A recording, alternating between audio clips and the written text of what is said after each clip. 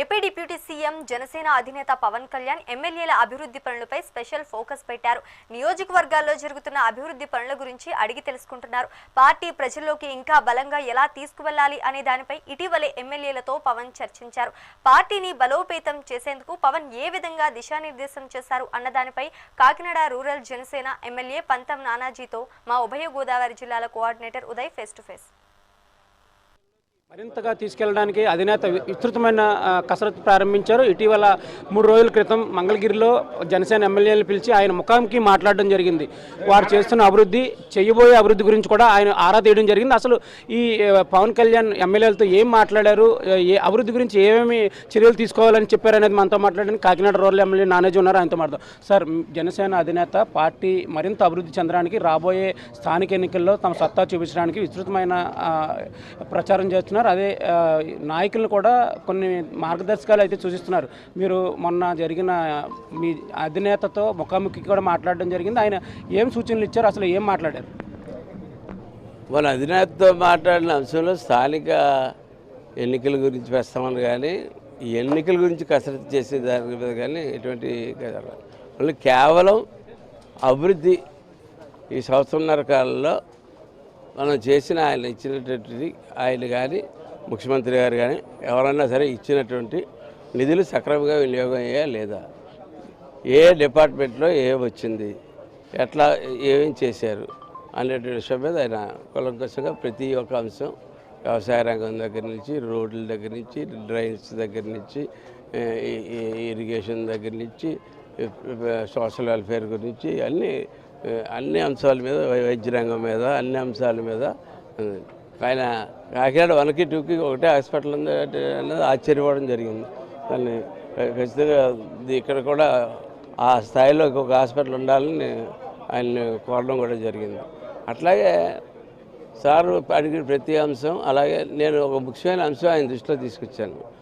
15th finance లేక ఈ కాన్స్టిట్యున్సీలో మేజర్ అంటే 2,69,000 ఓటు ఉన్నటువంటి ఈ కాన్స్టిట్యున్సీలో 1,30,000 సుమారు ఓటు ఉన్నటువంటి ప్రాంతంకి ఎందు వార్డులైతేనేంటి, రావణపేట, వాకలపూడి, వలసపాకల, చీడిగా, తోరంగి, ఇంద్రపాలెం ఇవన్నీ కలిపితే 1,25,000 1,30,000 ఓటు వస్తుంది. 2,69 అంటే జనాభా మీద ప్రతిపాదక మీద మనం ఇప్పుడు వెళ్ళాం.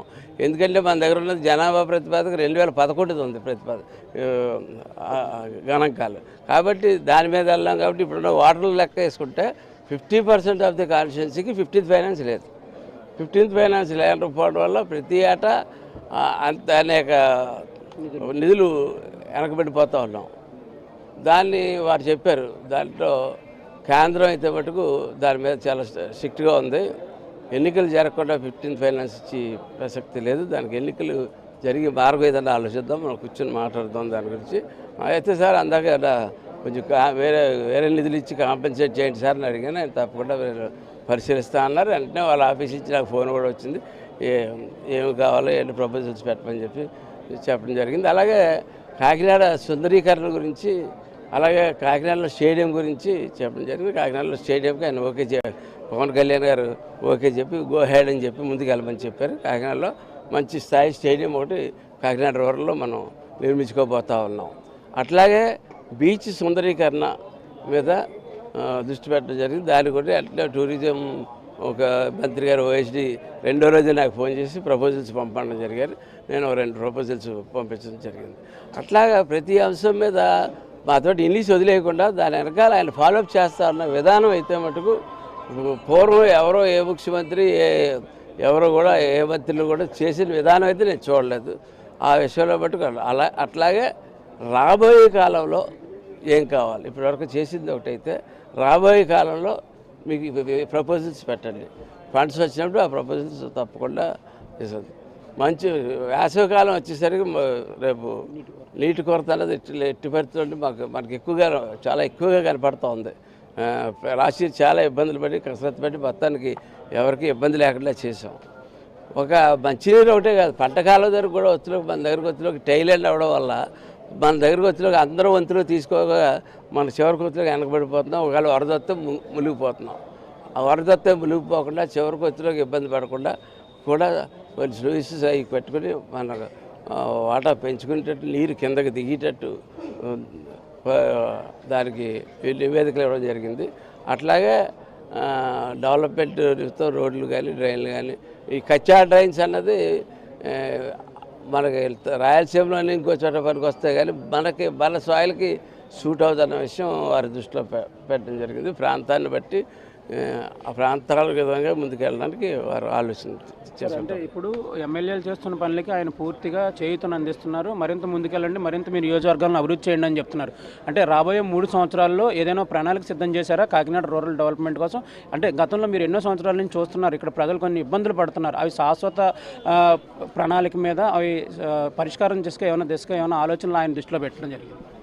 సార్, ఇక్కడ ప్రధానమైనది ఏంటంటే ఈ ప్రాంతంలో ఉన్నది ఈ అనేక మంది కోర్టులకు వెళ్ళడం వల్ల నేను చెప్పినట్టు 50% ఆఫ్ ది పాపులేషన్కి మనం ఇది మిస్ అయిపోతున్నాం. 15th ఫైనాన్స్ నిధులు మిస్ అయిపోతున్నాం. దానివల్ల రోజు కూడా డైలీ చేయవలసిన పారిశుద్ధ పని ప్రతిరోజు చేయడానికి తగిన స్టాఫ్ని పెట్టుకోవడం కూడా మన దగ్గర డబ్బులు ఉంటుందా, అంత దారుణమైన పరిస్థితిలో ఉంటుంది.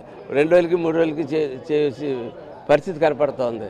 దాన్ని అధిగమించడానికి ఆయన కోరడం జరిగింది. దానికి ముందుకు తీసుకెళ్తా అని చెప్పడం జరిగింది.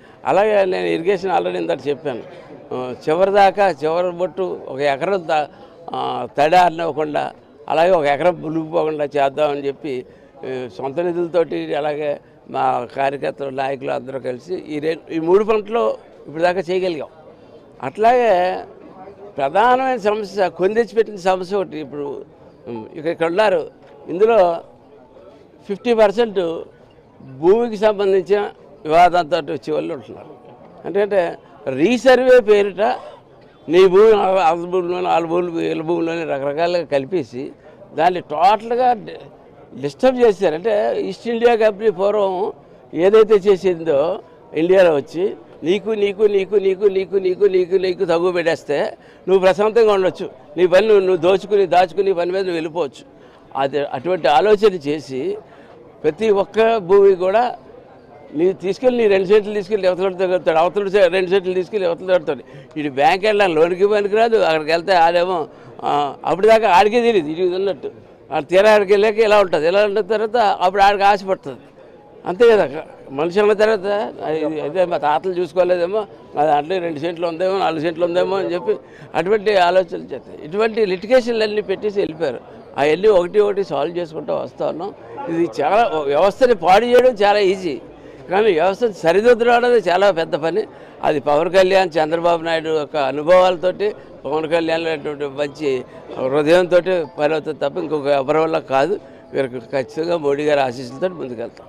15th అంటే ఇప్పుడు కాకినాడ రూరల్ నియోజకవర్గంలో కొన్ని గ్రామాల్లో ఇప్పటికీ ఎన్నికలు జరగకపోవడం వల్ల 15th ఫైనాన్స్ నిధులు వెనకపోవడం, ఆ గ్రామాలు అభివృద్ధికి నోచుకోకపోవడం ఇది తీవ్రంగా ఇబ్బంది పెడుతుంది. ఆ గ్రామాలను అభివృద్ధి దిశగా తీసుకెళ్లాలని పవన్ కళ్యాణ్ కోరడం జరిగింది. ఆయన సానుకూలంగా స్పందించారు. అలాగే రీసర్వే పేరుతో రైతులను ఇబ్బంది పెడుతున్నారు. ఒక్కొక్క సమస్యను పరిష్కరించే దిశగా అడుగులు వేస్తున్నాం. వచ్చే ఎండాకాలంలో తాగునీటికి కానీ సాగునీటికి కానీ ఎటు ఇబ్బందులు లేకుండా అన్ని చర్యలు తీసుకుంటామని ఈ విషయం తమ అధినేత దృష్టికి తీసుకెళ్లడం కూడా జరిగిందని కూడా నానాజీ చెప్తున్నారు. మెగా న్యూస్ కోసం వీడియో దొరబాబుతో ఉదయ్, కాకినాడ నుంచి.